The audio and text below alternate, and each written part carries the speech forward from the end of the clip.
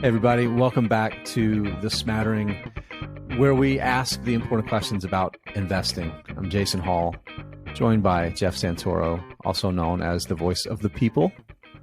Voice, how are you, buddy? I'm great. How you doing? I'm good. We got a fun show planned here. Valentine's is this week. You'll be hearing this. It will be after Valentine's Day, but we've talked a lot about in the run of this podcast about like the mentality side of investing and managing your portfolio and like managing yourself at the same time. And we thought it would be fun this week, particularly since it's Valentine, to have a little tongue-in-cheek fun, but also talk about a serious challenge for a lot of investors. What are we calling this one? Well, I have to admit, when you pitched a Valentine's themed podcast, I rolled my eyes a little bit. But actually, this was a good idea. So we're doing stocks we hate that we love. So we're each going to talk about a few stocks that we're going to talk about why we love them. And then we're going to talk about what's gone wrong or what makes us hate the fact that we love them, which is it's a good thought experiment. It's a good way to kind of think differently about the companies you own. And then something related to that for the second half of the show after our possibly fake ad break, kind of to wrap things up later on. All right, well, let's get right to it. Let's get right to it, Jeff. All right, so I'll let you start. We each have a bunch here that or a few here that we're going to talk through. So talk to us about a stock that you have on your list here, but start with why you love it and then why you hate that you love it. Yeah, and this is one of those that I don't think anything's necessarily gone wrong.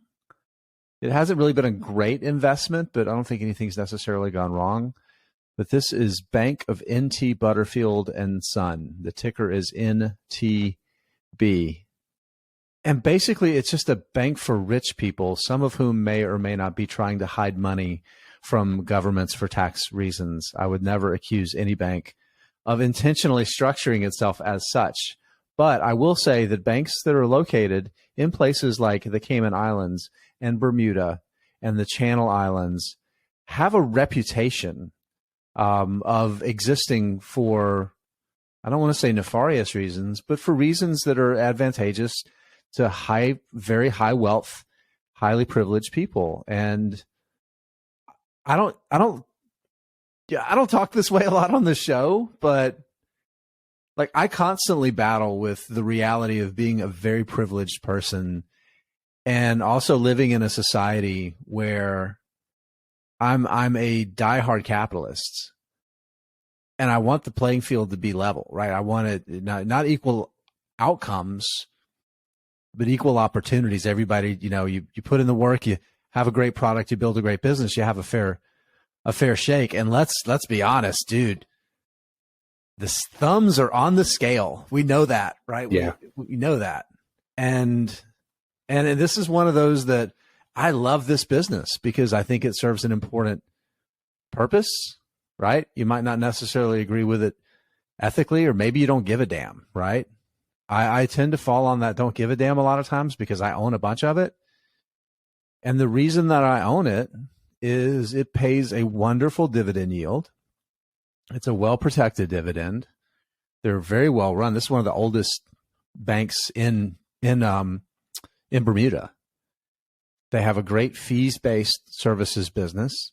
So that's a diversified portfolio for a business. So it's not just making money. Jeff, we talk about with banks. We just did the John Maxfield show last week, and we talked about banks mostly make money on lending, right? But banks also make money on fees for services that they provide. And one of the things I like about Butterfield is that they have a pretty balanced fees-based business in addition to their interest income that they generate. Yeah, this one stock and the sort of the, capitalist versus whatever, recognizing your own privilege, like that constant battle. We talk about that a lot, not as much on the pod, although we have, but a lot personally. Like, I think if anyone goes through their portfolio, even if they try to be a super, an investor that really tries to make their portfolio reflect their best vision of the future, right? To quote David Gardner from The Motley Fool, you're going to eventually find a company that does something that's a little bit uncomfortable, or, you know, someone might qualify it as a sin stock. Like we have discussed, like, for example, owning tobacco companies. It's a commonly referenced example of that.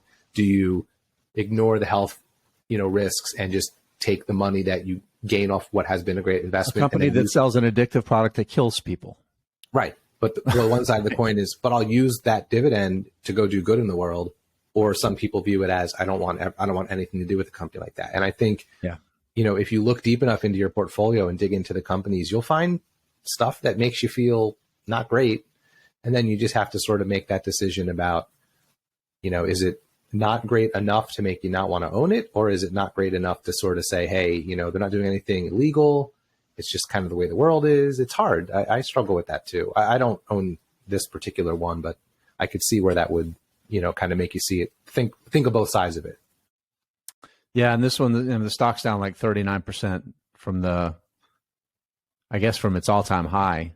And this is not a great time for banks. Most bank stocks are down a lot right now. So there's a little bit of kind of the cycle side of it. But what's the dividend yield on this thing right now? Let's see, 4%. No, it's more than that. It's like 5%. It's over 5%. That's good. So, yeah, I ain't selling. Does that make me a bad person? No, I don't think so. I mean, you're just not as good of a person as I am. That's all. Well, Jeff, everybody already knew that. That's nothing. Yeah, that's true. That's nothing new. At least if we're not considering your infatuation with a certain stock that manufactures a certain large selection of spices. What a flawless segue into my stock. Yeah, that's pretty shitty, wasn't it? We'll edit this part out and we'll say. No, we will not. Absolutely. We only edit out my mistakes. We won't edit it out. Yeah. So what I should have said, people, is, you know, that's if we were to not measure, you know, your high level of confidence in this really crappy company that shouldn't be, because they basically have like a controlling, they basically control the spice trade in the world, right? If this would be like the company that owns Arrakis, right? I love this company. The spice must flow. All right. I'm just going to move on. So we're talking about McCormick. They knew that already. They got well. I'm just going to, you know, we might have someone who's newer to the investing world may not know this company. But if you walk down the grocery aisle in your local grocery store and try to buy salt, pepper, oregano, any of those types of things, you will see McCormick. And you will see it if you buy hot sauce. You will see it if you buy, you know, barbecue sauce, things you put on stuff that you grill. I mean, they have French's mustard. Like they own a ton of consumer flavor based brands, but are mostly known for the spice aisle stuff that you see. And honestly, if you buy store brand spices because they're a little bit cheaper, you might also still be buying McCormick. They've got a big private label business. Right. They do. So I put this in a bucket that I'm calling my consumer bias, right? So I have two companies. I'll mention the other one in a second. Companies that I love them because I'm familiar with them. I understand them. They're products that I use. They're products that I like. And then I feel like that sometimes biases me against a business that maybe isn't doing as well as I, you know, would hope it would. So I recently looked at McCormick after it reported, and I kind of put all of the data that I keep track of in my spreadsheet. And if I look at it objectively, meaning I look at the last 5 years worth of data, it's probably a company I would never be interested in. But then I have to sort of pause and tell myself, but am I just being short-term biased? And a majority of the last 5 years has been pandemic impacted, and they saw some downsides and some upsides from that. And I still think their business is sort of shaking all that out. So I don't think I'm going to sell it. I don't know that I'm going to add to it much. I'm just sort of going to try to be really patient with it, because I feel like over a decade it'll be fine. It'll be a good investment. But I want it to do better because I like it so much, and I have this bias against it. So I'm saying the bias out loud. assuming that will then help me get over it. I wouldn't go far as so far as to say it's a shitty business, Jason. I would say no, it's not. It's actually a pretty wonderful business, and they do have some pretty durable moats. I think the thing that's like, and you and I talked about this one a pretty fair amount, right? Mm-hmm. And I've never been able to wrap my head around this one. It's like one that I could get really interested in, despite there being clear reasons that it seems like one that should be, right? Because they should get really good operating leverage because of their economic moats. They should have some really good cost advantages because of their scale as a purchaser, right? They should have decent pricing power because of the brand power of some of the brands that they own, right? And when you have commanding market share, cost advantages, and pricing power, you should be able to grow your margins and get really good operating leverage. They haven't. They have not, right? Yeah. And I think some of that is they had to pivot and make some adjustments during the pandemic, because when it first hit, so they have a consumer business and then basically a food industry facing side of the business that they call Flavor Solutions. So that's like bulk purchases by food manufacturers and restaurants and stuff, flavoring that goes in chips and stuff like that, versus like the stuff you buy at the grocery store. And they saw, during the pandemic, all of the away from home stuff crashed and all the consumer stuff went up. And then as things reopened, it sort of went back the other way. And for a while, the consumer stuff was staying at an elevated level. But then in the last couple of quarters, it has started to tail off. And they said at first it wasn't going to. So everything you're saying is true. I just don't know that they're able to see that right now because they've sort of had to get through this tough time. That's why I want to hold and wait and see. The other thing I'll say is, like, it's not in my portfolio to be a high growth, hyper, this stock is not going to turn me into a millionaire. It's going to grow, not a double in 5 years kind of stuff. No, it's going to grow single digits every year. It's going to pay me a okay dividend. It's not going to crash 20%. It's not going to go up 20%, usually. So, but anyway, I don't want to go on too long about it, but it really just kind of sticks out to me as like one that I really like, but it's not been performing the way I want it to, not just the stock performance, but the actual business itself. And like I said, it's sort of like my consumer product fan bias that I think is making me love it so much, even if it's not rewarding me like it should be. The other one, and we don't have to go too far into it just to not eat up all the time on my first two, but the other one that I feel like falls into the same bucket for me is Zoom. Zoom Communications, the video company that we all know from the pandemic. Right. And it's also a consumer bias thing because I've used all of the ones that are out there. It feels like I've used Cisco and Google Meet and Teams, and I hate all of them except Zoom. I really, really, really like Zoom. I think it's a far superior product. Yeah. But someone said something the other day which really resonated with me. Prior to the pandemic, it was never meant to be primarily a consumer-facing product. Never was, right? That was never their goal. Mm-mm. I had used it prior to the pandemic for like meetings with like nonprofits that I was involved in and stuff, like, right. But that wasn't professional use, not.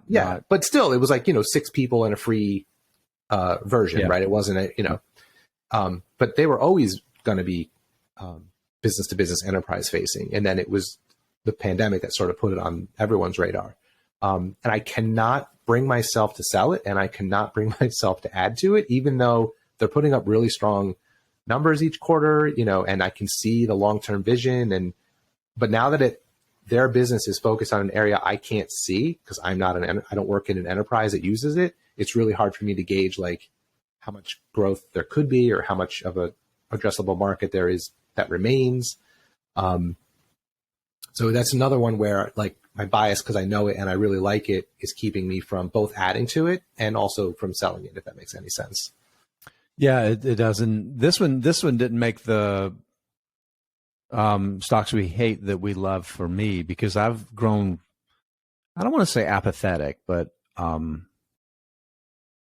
I've certainly lost a certain amount of conviction with this one for a lot of the reasons you say. And the other thing too is like I've moved beyond like that consumer bias, the fact that it is full stop, it is the superior product, right? And as I've studied Microsoft more and looked at what Microsoft has built, Yep. Microsoft, and I did another video talking about artificial intelligence. I encourage people to go to our YouTube channel and check it out. Microsoft rarely has the best anything. Right. Yeah. You know, but they have everything. Yeah. And it's at least good enough. The best correlation I can, or best example of that to me is like Outlook. Yeah. Like I used Outlook for many years at work, and we finally switched over to using Gmail, and I hate Outlook. I hate everything about it. I know some people are fans, but it's okay. But everyone has it. It's on your computer. It comes with your PC. Like, and I feel like once Microsoft recognized the threat from Zoom, they poured a ton of resources into Teams because they have the money. Right. And now it's like, I feel like that's my other reason for like hesitating with Zoom. I feel like, yeah, they're making this big enterprise push, but you know what all those enterprises already probably have on all their computers? Teams. Yep. Yep. Yep. And if you're already paying for Microsoft stuff and you have Teams included and it's okay, it gets the job done, even if it's not the best, and you're trying to cut costs because times are tight, why would you go pay for Zoom?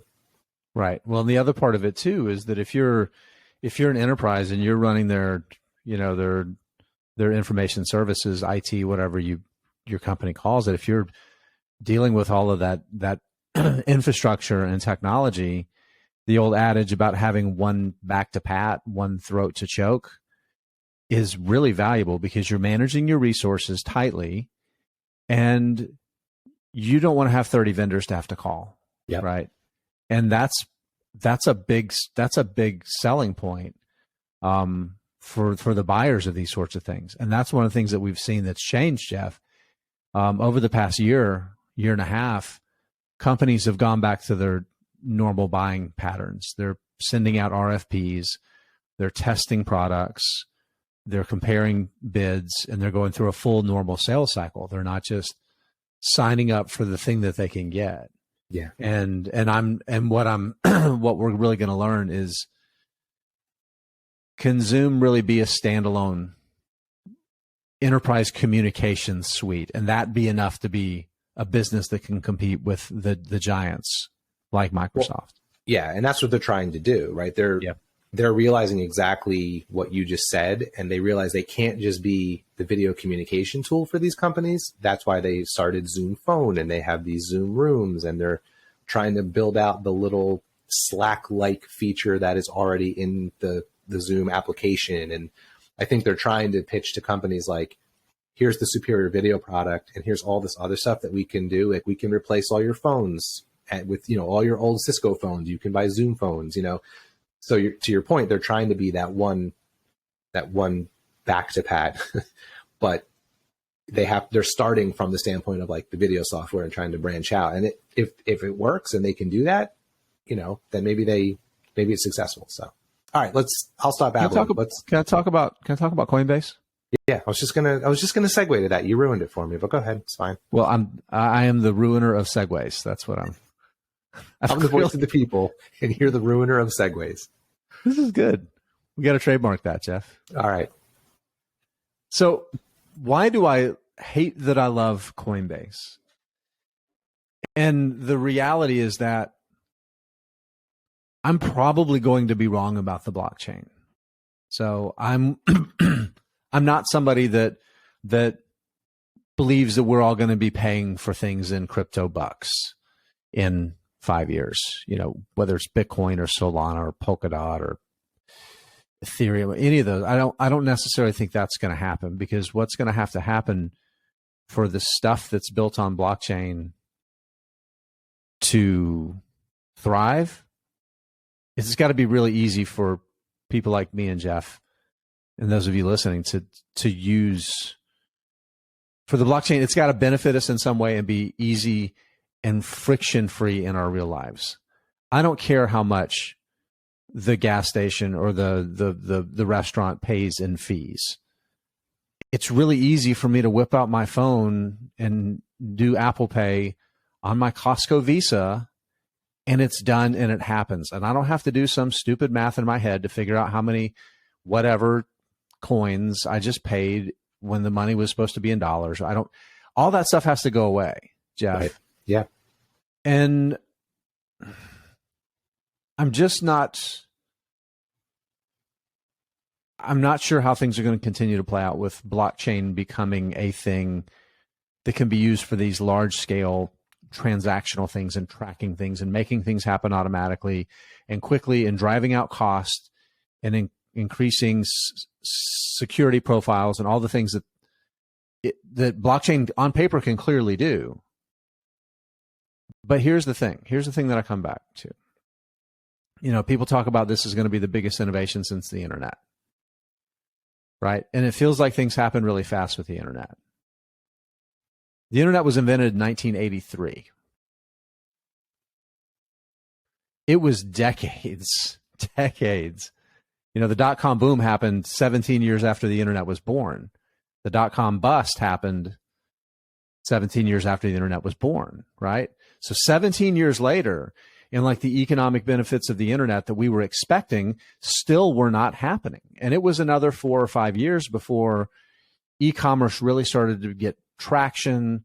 People were going from, instead of going to stores to look at products, they were looking at them on their computers, and then they might go to a store to buy it, right? So it takes a long time. And what the thing with the internet obviously was back in 83, most people still had rotary phones in their houses, right? So just the baseline technology to even use the internet didn't exist. And I think a lot of that's still going on with blockchain, right? The supporting technology doesn't even fully exist yet. So that's the thing that I keep coming back to and trying to be patient. Well, and the hard thing is too, like, you could make the case that Coinbase, if you hold it for, let's say 17 years, right? Just to use the time frame you just referenced, right, could end up being like the go-to biggest player in that space, or it could end up being AOL. Right. Which was that, which was both. Exactly. Yeah. It was that company, and then it quickly wasn't. Right. So that's the key. And that's why I think, like, just, this is sort of off topic, but like just thinking about like position sizing and like what you buy and how much you spend on it. Like, if you think blockchain will be a thing, or even if you think cryptocurrency exchange will be, like, you don't, but some people do, you can make the case that have a reasonable allocation to something like Coinbase and then let it sit for the next 10 years or 15 years. Don't ignore it in case something goes horribly bad with it, but there's something to be said for making properly sized sort of bets on the future. And, you can make the case that Coinbase is the best positioned company right now to benefit from when and if blockchain really does become the thing it could be. Yeah, I want to just say one thing about it too before we move on to your couple that you want to talk about here. And that's, like, my thesis isn't being the brokerage for cryptocurrencies. That's not my thesis for Coinbase. Sure, that will probably be part of the business because the tokens are the assets that are the economic means of exchange for using the various blockchains for different things once we figure out those things, right? But I think the bigger thing is going to be the development, like the stuff for developers that they're building, the cloud-based stuff that could be just a game changer and a hugely profitable business, and far more important to turning blockchain into something that people actually get some sort of tangible benefit out of. It drives down costs, helps things happen faster, helps entrepreneurs, business owners make more money instead of giving it to the toll booth operators, right? So all of those things. So to me, that's the thesis. It's not making $5 or $10 for people trading Bitcoin. Yeah, and it could be that the crypto crazy time in which Coinbase came onto the markets and, had an IPO, or I forget if they went IPO or SPAC, but came to the markets, and maybe that was the seed money they needed to be able to be what your thesis is expecting them to be down the road. Like, maybe that was the catalyst they needed to sort of spark that. So, yes, Coinbase has almost $5.4 billion in cash on its balance sheet. Yeah, it's incredible. They're doing fine in that regard. They okay. So they're making lemonade out of. Wow. See what I did there? I don't even know what the destroyer of segues strikes again. No, actually, that one could have been okay if you hadn't called it out. All right. So I have two more in like a different bucket that I think of, which is the companies I love because of what they do, the way they're trying to disrupt their respective industries. And then I hate that I love them because I'm not sure it will work. Love the story, not the stock. Yet. Yeah. Love the story, not the stock yet. Right. I'm still going to be hopeful. I am not going to sell either of these either, but we've talked about these a lot on the show. So I don't think we need to go into a deep dive here, but the two that I'm thinking of are Lemonade and Upstart. Lemonade, because I like the way that they are disrupting what is an industry begging to be disrupted, which is insurance, in terms of, getting it easily, changing the incentive structure, catering to a younger generation that is probably, really turned off by trying to get insurance otherwise. And then same kind of thing with Upstart, right? Helping people who otherwise might get bad credit or denied a loan because of their credit, helping them, prove in other ways that these people who need credit can actually get the loan that they need, right? I love what they're doing. I think at rates that are reasonable and not used. Yes, reasonable rates, right? So they're not doing crazy payday loan type stuff. Mm-hmm. I hope both of these companies are super successful. I think they're doing good in the world, but both have to still prove that they can underwrite insurance policies or that their business can actually do what they say it's going to do. Right. So again, it's the same kind of thing for me. Like, I'm not going to sell them, at least not yet. But every quarter comes, and I look in the results, trying to see, have they turned a corner? Are they showing that they are making progress? And sometimes the answer is no. And then it's like, all right, another 3 months to wait to see if they can turn the corner. And like we've talked about these a lot. I know you own both, and I think you have some of the same concerns / hopes for both of these. Yeah, Lemonade, I fell in love early and made the mistake. And I made the mistake while I knew I was making it, that they hadn't proved that they could originate, right? If you're an insurer, you have to be a good originator. They haven't proven that yet. And Upstart, I was far more disciplined and have started a small position. Their challenge is they don't control their destiny. Lemonade, they go find customers, right? They've built a great website and people come to them. Upstart has to have bank lending partners, right, that originate the loans or that will take the loans off of Upstart's balance sheet.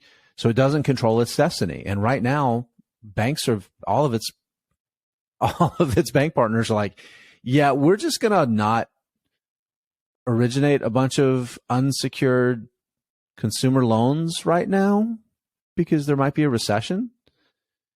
So, I mean, that's like turning the faucet off, and Upstart's, no water's coming in. So balance sheet's good. The business is not at threat. But I mean, it's weird because like the thing that's hurting it in the short term is the thing that could be a huge benefit in the long term. Because if we actually do go through a recession and all those loans that were originated on its platform over the past few years perform to expectation, dude, the banks are going to flock to it. Yeah. Exactly. Yeah. And if I remember correctly, the last quarter that they reported, they were still picking up like bank partnerships, and they are more. They're just they're everybody that had been partnered with them is like hit pause. Right. Well, that's why I want to see this quarter. Yeah. Like I want to see if we really start to see the impact of that. Right.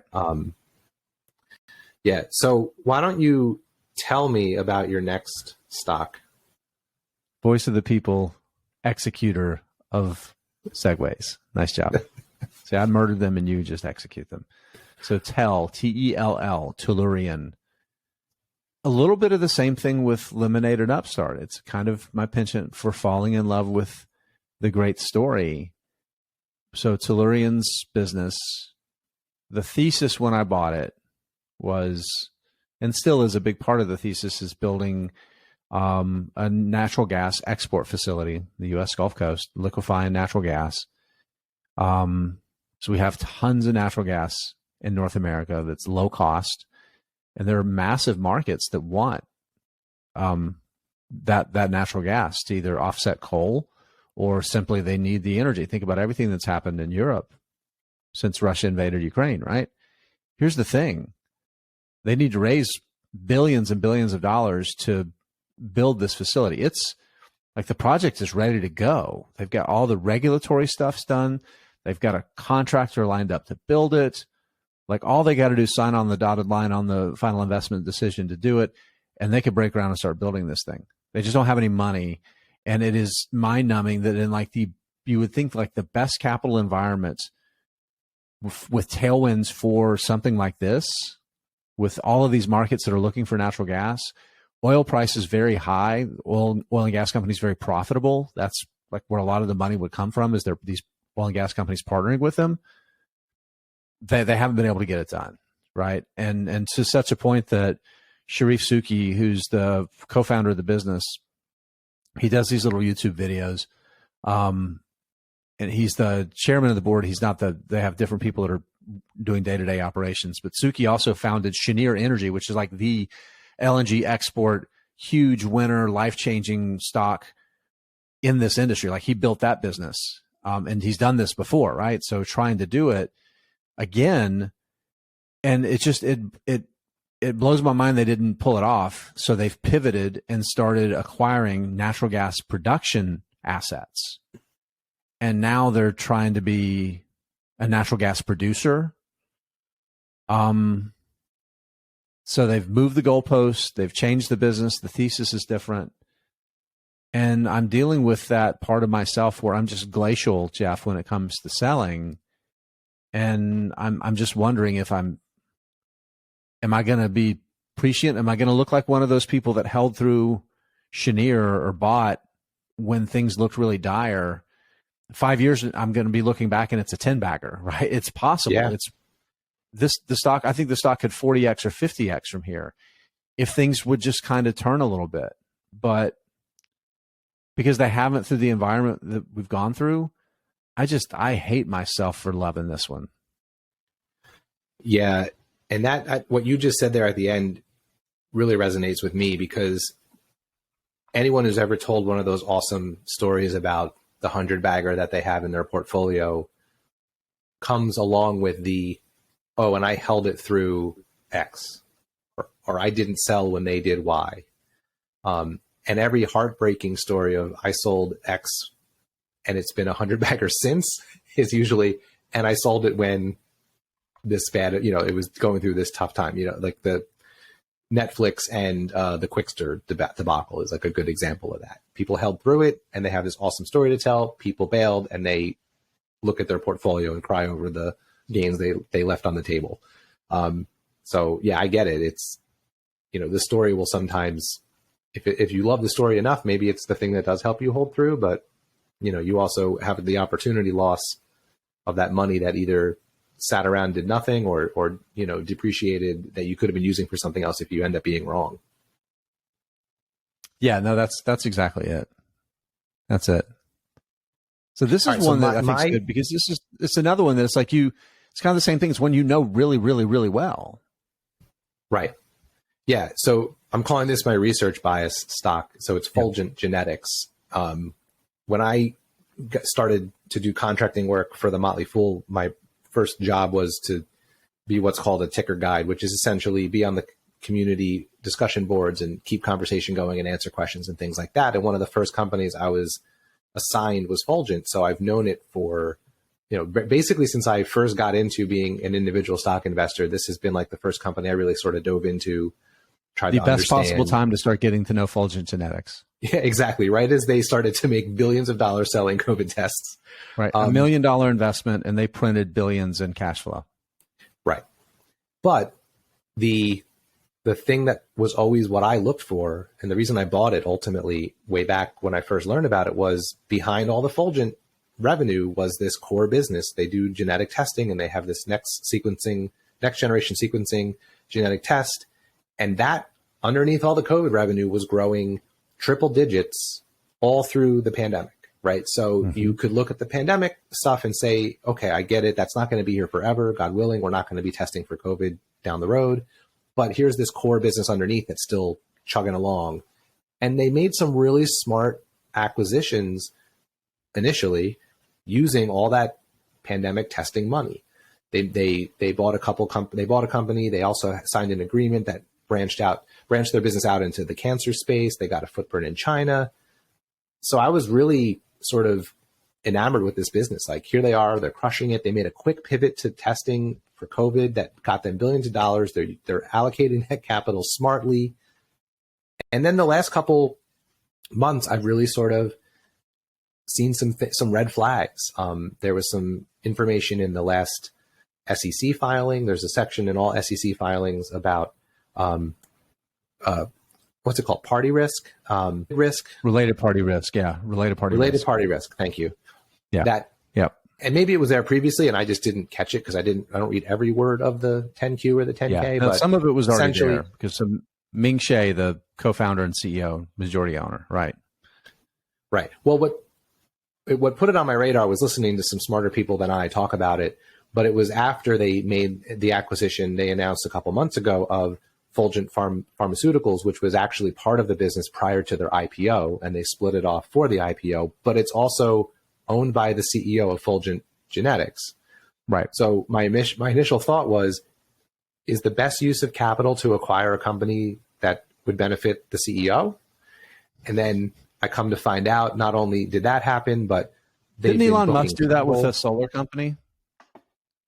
Yeah, that sounds familiar. Yeah. Yeah. Didn't the founder of Seadrill do that with like a bunch of different little things that he owned? Right. Yeah. And this is my point, right? It could be that was the right move. Who knows? Like, maybe that company, the pharmaceutical company, goes and does great things, but it raised my eyebrow, right? It made me think twice about it. And then, there's other things that were in there, like they booked travel with a company owned by the CEO. They bought furniture from a company owned by the CEO's wife, like just all these weird, they have to disclose it. So it's there. It's not like they're hiding it, but it still kind of makes me think, like, is this, are they really doing what's best for shareholders, or are they doing what's best for themselves and their families? So, of all the ones we're talking about, that's the one that I'm probably closest to considering selling. But again, when you know a company really, really well and you've sort of invested that time and there's still potential it could do well, it's not like the thesis is busted necessarily, although the pharmaceutical acquisition does make me question it. So yeah, that's my final one, Fulgent Genetics. It's just that I've spent so much time with it, it's sort of hard to be an objective observer of what's going on. I always say that out loud that I'm the kind of person that doesn't want to own companies with these kind of red flags. And then here I am owning a company with these kind of red flags. Yeah. Well, there's a little bit of the sunk cost fallacy that I think kind of comes into play here. Because like you said, you invest all of this time into understanding a company, getting to know it really well. And you get to the point that you decide to buy it and you add it to your portfolio, and selling feels like throwing all of that time and effort away. And I think this is a really good lesson of, I don't necessarily know that it informs that you should have done anything differently up to this point, Jeff. And we won't know the answer to that for 5 more years, right? If we're honest with ourselves.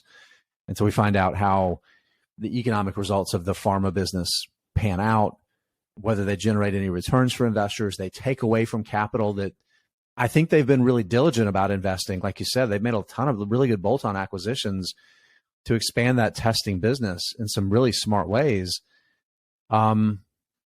But I think the objective lesson about using the time and energy and effort you put into researching a company isn't just to keep it tucked in your portfolio and holding that company. It's also using it to make the decision when you need to exit the investment, when you start seeing those yellow flags that maybe turn into red flags, and acting on that information and not ignoring everything that you've built in terms of that resource of your knowledge, right? Yeah. So that's my takeaway. Yeah. Well, in another flawless segue, let's not talk too much more about it, because in the B block, after we do our little potentially fake ad here, we're going to come back and talk about 2 of the companies that we just talked through and we're going to try to convince each other to either sell or not sell. So we're going to have some coffee. You may or may not hear an advertisement, but either way, stick around. We're going to wrap things up in a little bit with some talk about whether or not we should sell some stocks. All right, everybody, welcome back. And as Jeff mentioned there right before the ad break, and if it was a real ad break, we absolutely love that product. It's phenomenal. If there wasn't an ad there, well, joke's on you now, isn't it? That's right. Jeff, what about, I got to change your mind about something here. We're playing change my mind. Let's continue. We'll do mine first because we were just talking about it before that fantastic ad. I really am highly considering selling Fulgent. And you sort of tipped your hand a little bit, I think, saying what you said right before. But here's my thinking. So if I'm going to be fully transparent about my investing process, the way I think about things, if I sell Fulgent Genetics because of the red flags that I referenced earlier in the show, it would be the first time I'm really selling a company because there's like serious concerns I have with the business. Usually if I sell a company, it's just completely busted. Like, I don't think there's any future. I don't think that's the case here. I think Fulgent Genetics could still be a very good investment for a very long time. Or I sell it because I've just lost interest in the company. I don't care about it. I don't want to own it anymore. Or it was such a tiny position and I'm indifferent. So I've had all these other reasons for selling. Right. Loss of conviction or loss of faith in the right. But this would be the first time I'd really be like facing like what I think could be a management team not doing what's best for its shareholders and just sort of looking out for itself. And I have to be honest, if it were way down in my portfolio, or if I thought that it were, I mean, in terms of losses, or if I thought that there really was no chance for it to come back, I would have sold it probably in November when we both did all that selling. But I hang on to it because of the time I put into it, but also I think it still has potential. And also it hasn't been the world's worst investment for me. It's not up, like, but so are a lot of things in my portfolio. So with all that as a preface, what are you thinking? So as per usual, this is the first question I always ask you when you're, what are you going to do with the money? Tell me, what are you going to do with the money? Let's say you sell Fulgent Genetics. Yeah. What are you going to do? So I don't have anything on my watch list that I'm dying to buy. And okay. I am also still on my quest to own less companies. So I would probably sell it and then just keep the cash in my account and sort of lump it in with my weekly normal buying the things in my portfolio that I have the highest conviction in that are at better valuations, like my whole process that I do each week. Right. I would probably just sort of roll it into that. So to answer your question more directly, I would theoretically be putting it into a company that as of right now, I have higher conviction in. So I think this is actually a really good one because I've gone through the same process of thought with Fulgent in my own portfolio. And what I keep coming back to is, again, we're looking at this one transaction is it's kind of the catalyst. Sure, there's those related party dealings with with Ming Shea's travel company he owns. I guess he owns a private jet or something, and then his wife's furniture business or whatever. And those are there, right? But and they happen with other smaller companies too. Yep. But then I look at all of those other acquisitions that they've made, and it just strikes me as a management team that seems really, and I shouldn't even say the management team because I think it really comes down to Ming Shea because, again, he's the controlling shareholder too. He's the chairman of the board. And the board is like 3 people, including him, I think. Yeah. So to me, I would say, like the way I would think about it, the way I would ask you to think about it is, are you overweighting this one transaction and denying the prior body of evidence of pretty smart capital allocation? with, and then also preface that with, do you think is it just the acquisition, or do you think this is a symptom? Because something else you and I've talked about with the company is, it seems like there is a significant lack of independence with the board, right? Right. And sometimes like as investors, where's the checks and balances with the CEO? It's, you know what I mean? There's like it sounds like there's no contrarian ideas. It's all yes men, right. yes men, yes women. Right. Very much a lack of independence. Right. So, and my question is it just concern? Do you think this is a sign of greater problems to come? Or do you take issue with the opacity and the lack of independence, and you're no longer willing to trust him with your capital? Of all the things we've talked through, honestly, the thing that bugs me the most is the acquisition of Fulgent Pharmaceuticals. But then here's like the counter to that too. I said that I really liked some of their previous acquisitions. They seem to make sense, but I don't know right now sitting here that they were great acquisitions, because I don't know the industry as well as others do. And all these acquisitions take time, and they don't necessarily break out like, oh, here was our organic revenue, and here's the revenue we got from our acquisition of this company, right? So I always feel like the burden of proof is on the company doing the acquiring to prove that it was the right thing to do. But like the acquisition of a company that is in a completely different part of the pharmaceutical or the healthcare space, right? Like, this is a company that's also hard enough to value as it is, right? Because of the genetic testing, the COVID testing business being in sharp decline, and that being the prior cash cow. And if the genetic testing business, if they're looking at it as that's going to be the cash cow, right? If that's going to be what's going to generate the revenue that can help a pharmaceutical company, which is going to spend a lot of money developing drugs that never come to the market, then that's just a completely different business now. Exactly. And that's what, and then all of that being said, it's a company that benefits him by having it be acquired. So yeah, here's the thing about it, right? It's not even, and this is the last thing I'll say, and then I want you to kind of weigh in on where you think you're leaning right now. I would not fault anybody for selling this company right now based on everything that's happened. There's a lot of reasons that it would make sense to not own Fulgent Genetics, everything that you said included. And to me, the thing with Fulgent Pharma is not even the price that it paid. And I haven't even looked in their SEC filings to see if that specific number is even shown or if it's been kept confidential. From what I recall, they haven't actually reported that, and they don't necessarily have to. I don't remember seeing it, no.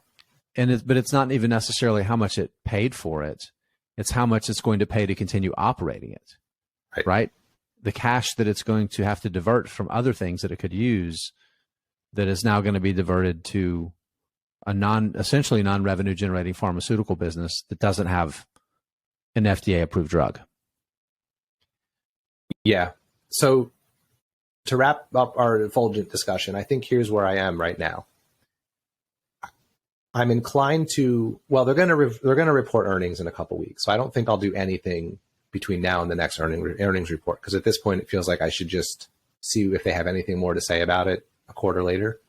I might make a decision after that, but there's part of me that also says, like, I could just kind of let it sit and ignore it and not add to it, not give it any more thought, and let more quarters pass by and see if there's any proof in the business of it deteriorating. If they start burning cash in the next 2 or 3 quarters, or if they start seeing, are on top of that, revenue slows, right? So like that theoretical cash cow that can fund the pharmaceutical business is no longer there. Like, I'm in no rush to sell, I guess is the way I would put it. I think that's where I am right now, but I don't know. I think about it a lot.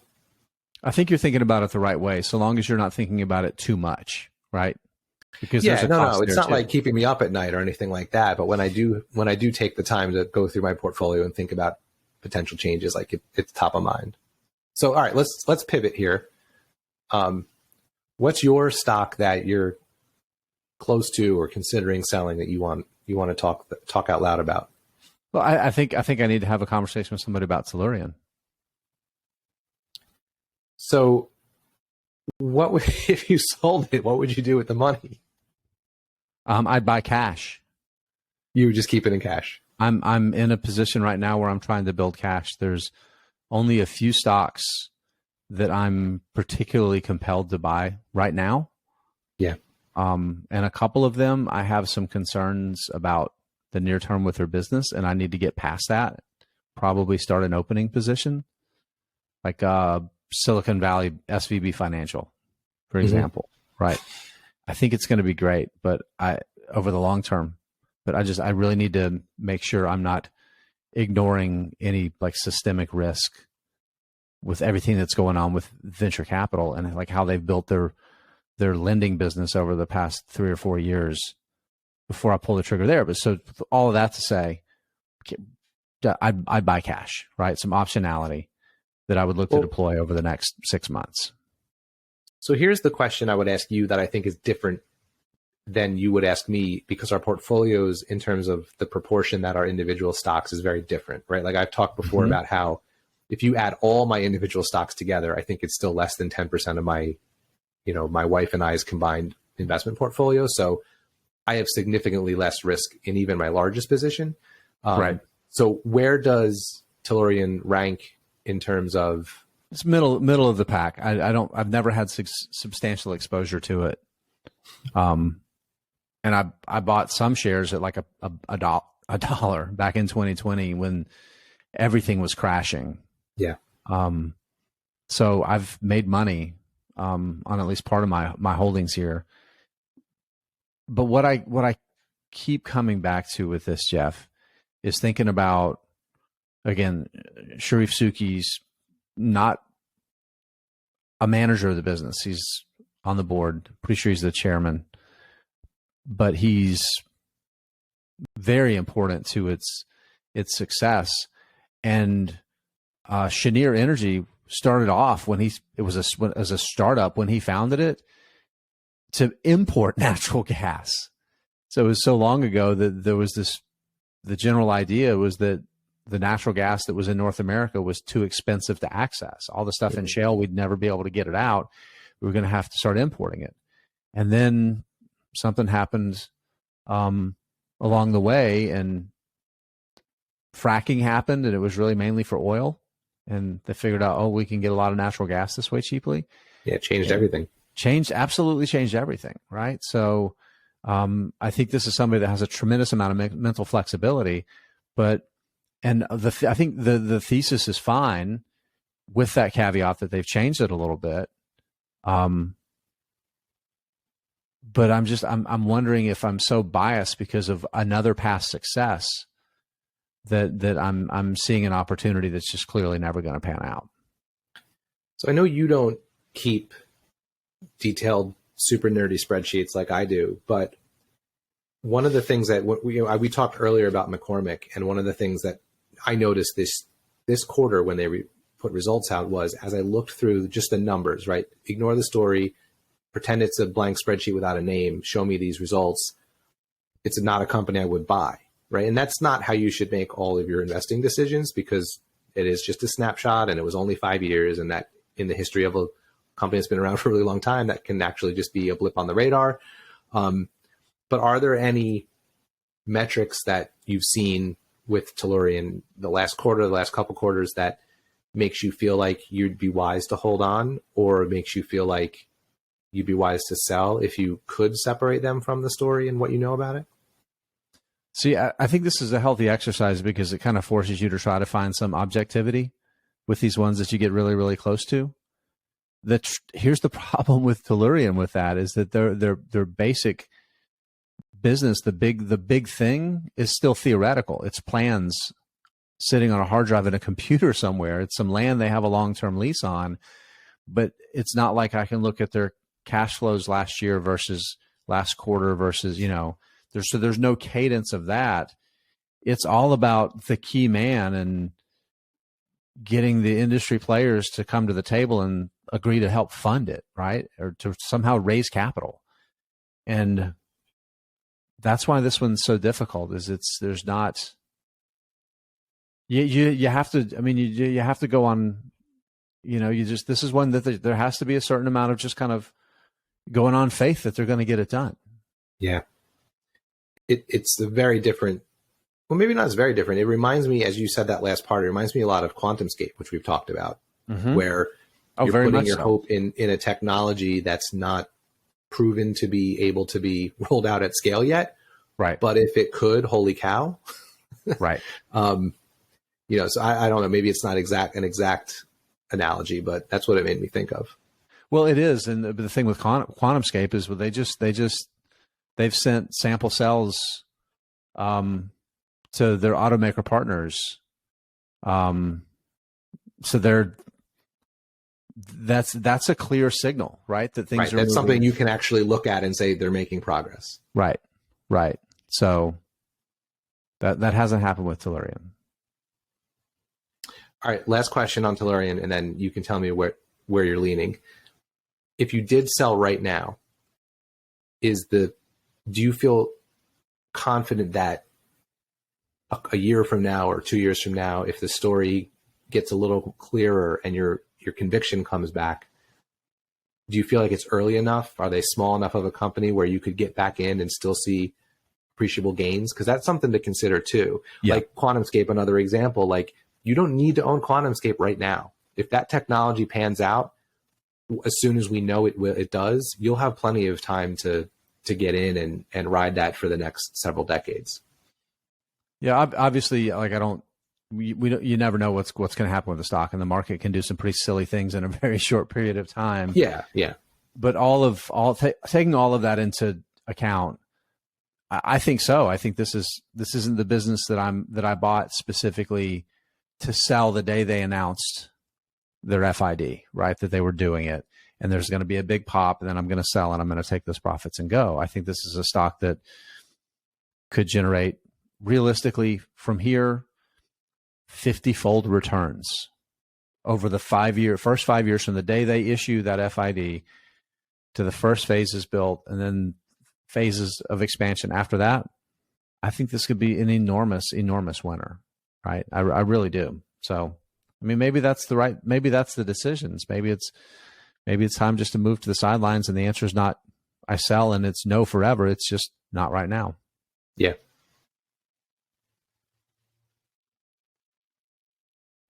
So this is the worst. Right, so where are you leaning if you had to decide right now? Not doing anything. Yeah. Kind of your Fulgent one, kind of the same thing. I don't feel like I have to be in a rush to do anything. Because I feel like there's a little bit of like arbitrarily assigning the need to make a permanent decision, right. And I think maybe that's the mistake that I've been making. So I think that last question that you asked me before this one, maybe that's the one that's going to give me the best clarity. Well, I think the big takeaway from this, I hope people found this conversation interesting. I did, but I hope they did too. But to me, it's like you need to have a place or someone to sort of talk about it out loud, because you'll ask yourself the same questions over and over again. And sometimes in pitching it to someone else or just mentioning it, you'll get a different question or a different way of thinking about it. You and I have a lot of fun, informal text conversations where we will give each other hot take reactions that we don't expect the other person to take seriously. But to have a long, nuanced conversation about it, I think can be helpful and give some clarity. And then I think the other kind of big important takeaway too is whatever decision either of us end up making or not making, and same for anyone who's listening, whether you write it down or not. I know a lot of people are fans of journaling their decisions, but it's all a learning process, right? We're both going to end up learning something from the decision to sell or not sell. We just won't learn it until down the road when we find out we were really right or really wrong. But all those little decisions built on top of each other make us all better investors. Jeff, we did it, buddy. Once again. We did. This was fun. I'm gonna change things up at the end too. All right, bring it. We do love to talk about these hard questions. I think so many people out there are looking for people to tell them what to do. Jeff and I are not here to tell you what to do. Nope. We are here to help you figure out how to think. We can't give you the answers to these questions, but you can find your own answers. I believe in you. See you next time, Jeff. See you next time.